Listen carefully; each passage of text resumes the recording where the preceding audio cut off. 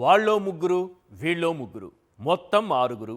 వీళ్లకు ఓ నాయకుడు, ఆ నాయకుడికి ఓ తనయుడు.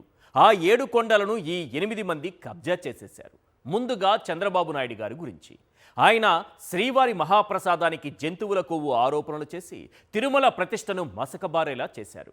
ఆ తరువాత తనయుడు లోకేష్. ఆయన ఏర్పాటు చేసిన ప్రైవేటు ముఠా తమ ప్రయోగాలతో తొక్కిసలాటకు కారణమై 6 భక్తుల ప్రాణాలను బలిగొని చారిత్రక తప్పిదం చేసింది. అది చాలదన్నట్లుగా ఏకంగా ఆ దేవదేవుడి సంపదపైనే కన్నేశారన్న ఆరోపణలు ఉన్నాయి. ఆ బాధ్యతను పచ్చముఠా చేతుల్లో పెట్టారట. సాధారణంగా టీటీడీ వ్యవస్థ అనేది చాలా ప్రత్యేకమైనది, పరమ పవిత్రమైనది. కొండపై జరిగే ప్రతిదీ పాలక మండలి ఆధ్వర్యంలోనే జరుగుతుంది. ఈ పాలక మండలి సభ్యులు కూడా పరిపూర్ణమైన భక్తి ప్రపత్తులతో ప్రతి కార్యాన్ని నిర్వహిస్తుంటారు. ఈ పాలక మండలి నిర్ణయాల్లో ప్రభుత్వ పెద్దలు కూడా జోక్యం చేసుకునే అవకాశం ఉండదు. అలాంటి పాలక మండలిలో ప్రైవేటు వ్యక్తుల జోక్యం అంటే అది క్షమించరాని నేరం. ఖచ్చితంగా ఇలాంటి తప్పే కొండపై జరుగుతోంది. లడ్డూలకు జంతువుల కొవ్వు ప్రచారంతో ప్రతిపక్షాన్ని డిఫెన్స్లో పడేసిన చంద్రబాబు అదే సమయంలో ఓ ప్రైవేటు ముఠాను కొండపైకి పంపించారు. లక్ష్మణ్ కుమార్, వేమూరి హరికృష్ణ, చందు తోట ఈ ముగ్గురే మొత్తం వ్యవస్థను తమ చేతుల్లోకి తీసుకున్నారు. అప్పటికే కొండపైన chairman BR Naidu, EO Syamala Rao, JEO Venkaiah Chowdary ఉండనే ఉన్నారు. ఈ ముగ్గురి మధ్య ఉన్న ఆధిపత్య పోరు, ఆ ముగ్గురు చేసిన ప్రయోగాల తీరు, దాని ఫలితంగానే తొక్కిసలాట చోటు చేసుకుంది. 6 ప్రాణాలను బలి తీసుకుంది. అసలు తిరుమల కొండపై ఏం జరుగుతోంది? టీటీడీ పాలక మండలి ఎవరు చెప్పినట్టుగా ఆడుతోంది? భక్తులిచ్చే భారీ విరాళాలు పక్కదారి పడుతున్నాయా? శ్రీవారి ప్రసాదంలో కల్తీ నెయ్యంటూ లేని అపోహలు సృష్టించిన చంద్రబాబు ఇప్పుడు ఏకంగా తిరుమల ఆలయంలోకి ప్రైవేటు వ్యక్తులను ప్రవేశపెట్టి మొత్తం వ్యవస్థను తన గుప్పెట్లోకి తీసుకునేందుకు సాగించిన గూడు పుఠాని బట్టబయలైంది. ఆర్టిఫిషియల్ ఇంటెలిజెన్స్ పరిజ్ఞానాన్ని అందించే ముసుగులో చంద్రబాబు తన బినామీ ముఠాను టీటీడీలో అనాధికారికంగా చేర్చి తన ఇంటెలిజెన్స్ ప్రదర్శించారు. ఆర్టిఫిషియల్గా ఎంటరై నేచురల్గా దేవుడి సంపద కొట్టేయడంపై కన్నేశారన్నది ఇంటర్నెట్ అందిస్తున్న వార్త.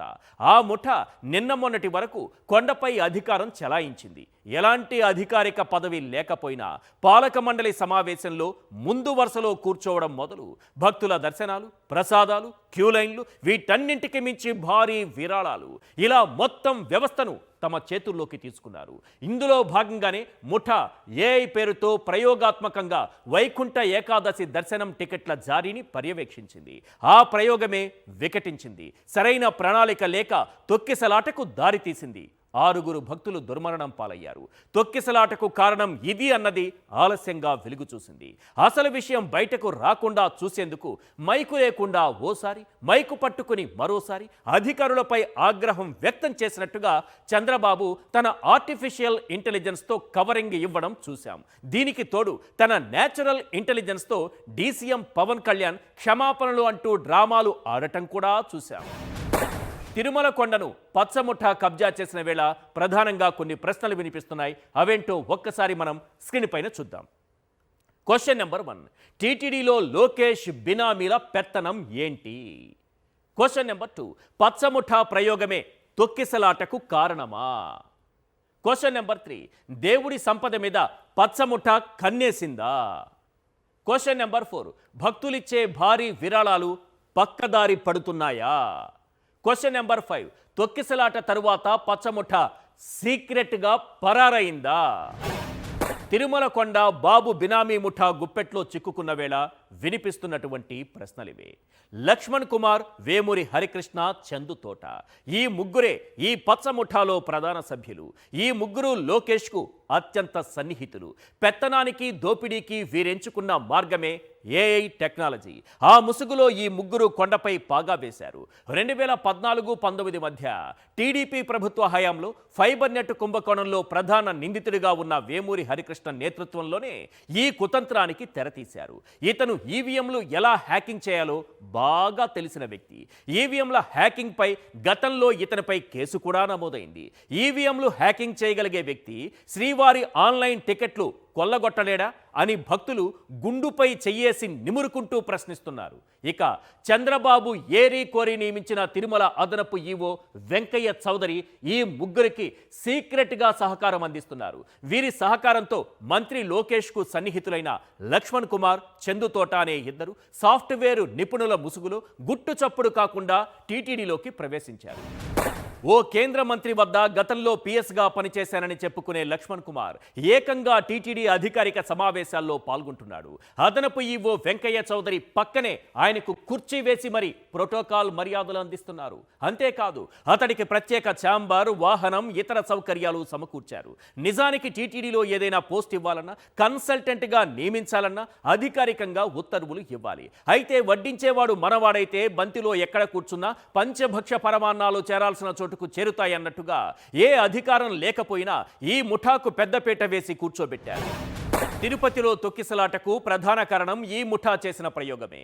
ఈ ఘటన జరిగిన తరువాత చంద్రబాబు, లోకేష్ ఆదేశాలతో ఈ ముఠా కొండపై నుంచి మెల్లగా జారుకుంది.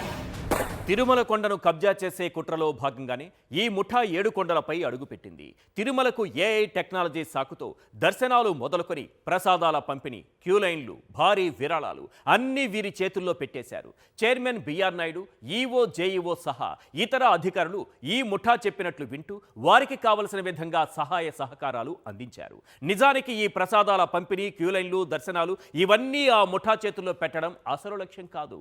శ్రీవారికి కొందరు భక్తులిచ్చే భారీ విరాళాలను పక్కదారి పట్టించడమే ఆ ముఠా అసలు లక్ష్యంగా కనబడుతోంది. దీంతో పాటు శ్రీవారి దర్శన టికెట్ల గోల్మాల్కు పక్కా స్కెచ్ వేసింది ఈ ముఠా.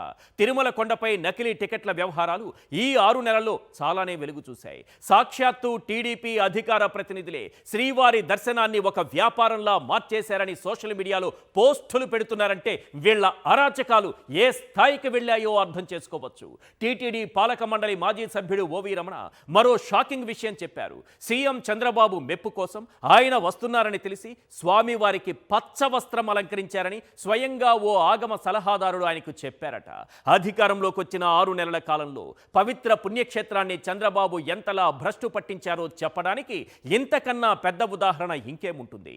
ఒక్కటి మాత్రం నిజం, ఒక్కొక్కటిగా వీళ్ళు చేస్తున్న పాపాలే నేడు భక్తులకు శాపాలుగా మారాయి. లాస్ట్ బట్ నాట్ లీస్ట్, ఆకలితో ఉన్నోడు అమ్మా అని ఒక రకంగా అంటాడు, దెబ్బ తగిలినప్పుడు అమ్మా అని మరో రకంగా అంటాడు.